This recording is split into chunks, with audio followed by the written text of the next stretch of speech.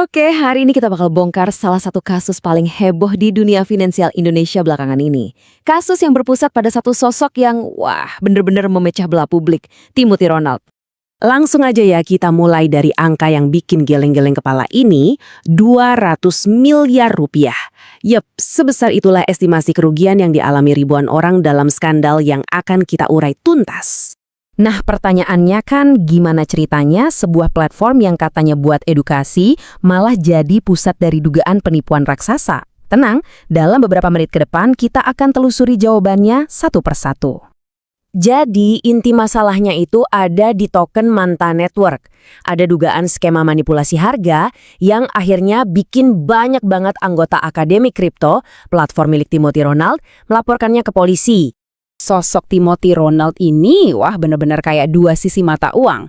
Buat para pengikutnya, dia itu pahlawan, sang raja kripto, yang bakal ngebawa mereka kaya raya.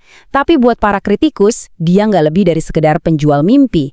Polarisasi inilah yang jadi kunci buat ngertiin fenomenanya. Oke, sekarang kita coba mundur sedikit ya. Biar paham gimana dia bisa punya pengaruh segitu gedenya, kita perlu lihat lagi perjalanannya. Dari anak muda yang jualan pomade, sampai jadi arsitek kerajaan bisnisnya. Perjalanannya ini kalau kita lihat, udah dimulai dari kecil banget loh. Umur 15 tahun jualan pomade. Pas SMP jadi jagoan e-sports. Terus pas pandemi bikin ternak uang. Setiap langkah ini ngebangun cerita sukses yang kuat banget. Yang puncaknya ya pas dia bikin Akademi Kripto di tahun 2022. Nah, yang bikin ceritanya makin rumit, dia juga punya sisi filantropis. Lewat Ronald Foundation, dia bangun sekolah gratis. Ini tuh kayak ngebangun perisai moral yang bikin orang jadi ragu buat ngecap dia sebagai penipu. Cerdik kan? Sekarang kita masuk ke mesinnya, Akademi Kripto. Di sini kita bakal lihat gimana platform ini diduga beroperasi bukan cuma sebagai tempat belajar, tapi sebagai mesin cuci otak yang pakai jebakan psikologis. Kalian pernah dengar istilah sunk cost fallacy? Gini, simpelnya tuh, kalau kita udah keluar banyak modal, entah itu uang, waktu, atau tenaga, kita jadi cenderung nerusin usaha itu, meskipun udah jelas-jelas rugi. Soalnya ngakuin kalau kita salah itu sakit. Nah, ini dia alurnya. Pertama, bayar puluhan juta buat jadi anggota. Ini langsung memicu sunk cost fallacy.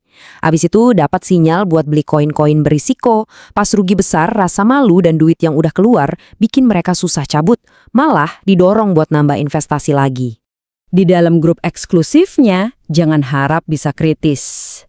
Ini ada bocoran chat dari co-foundernya Kalima Sada. Siapapun yang bertanya atau protes langsung disensor, diancam, bahkan di-kick dari grup. Suasananya jadi mencekam. Oke, sekarang kita bahas orangnya langsung, si Timothy. Persona yang dia bangun itu luar biasa. Penuh paradoks, tapi justru itulah yang bikin para pengikutnya percaya buta. Dia tuh sering banget ngomong kayak gini, orang miskin itu penakut. Kedengarannya nyelekit ya. Tapi ini bukan sekedar omongan kosong, ini taktik psikologis. Dia nyamain sikap hati-hati dengan mental miskin buat neken orang biar berani ambil risiko gila-gilaan. Jadi, poin krusialnya, dia itu memposisikan diri sebagai pahlawan, pemberontak yang ngelawan sistem keuangan yang katanya korup. Bank itu musuh, uang kertas itu sampah, cuma Bitcoin sang penyelamat. Ideologi kayak gini jelas laku keras di kalangan anak muda. Tapi, tiba-tiba muncul angka ini, 11 juta. 11 juta apa nih? Nah, ini dia kunci dari semua paradoksnya. Ternyata, itu jumlah lembar saham BLBCA, bank swasta paling gede di Indonesia yang dia punya. Gila kan? Di satu sisi teriak anti bank, di sisi lain duit puluhan miliarnya justru diparkir di saham bank. Langkah brilian ini sukses ngebungkam para kritikus dan bikin dia kelihatan kredibel. Oke, sekarang coba kita lihat dari gambaran yang lebih besar ya. Karena fenomena kayak gini tuh sebenarnya bukan hal baru di Indonesia. Tapi kasus Timothy Ronald ini nunjukin sebuah evolusi. Jauh lebih canggih dan lebih bahaya. Nah, di sini kita bisa lihat evolusinya.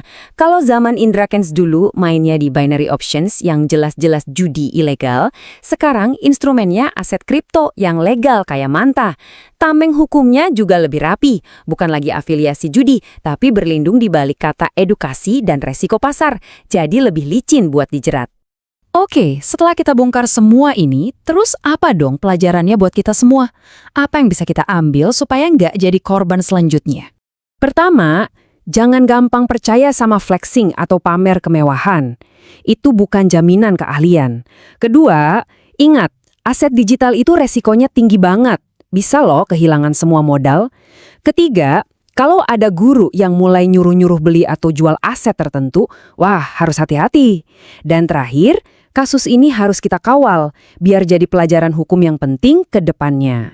Pada akhirnya, semua ini balik lagi ke prinsip paling dasar di dunia ekonomi. Kalau ada tawaran yang kedengerannya terlalu bagus untuk jadi kenyataan, kemungkinan besar itu memang nggak nyata. Percayalah sama intuisi kalian. Dan ini ninggalin satu pertanyaan besar buat kita semua. Kita tahu skema-skema kayak gini akan terus berevolusi jadi makin canggih. Pertanyaannya, gimana caranya kita sebagai individu dan sebagai masyarakat bisa selalu selangkah lebih maju dari mereka? Coba kita renungkan.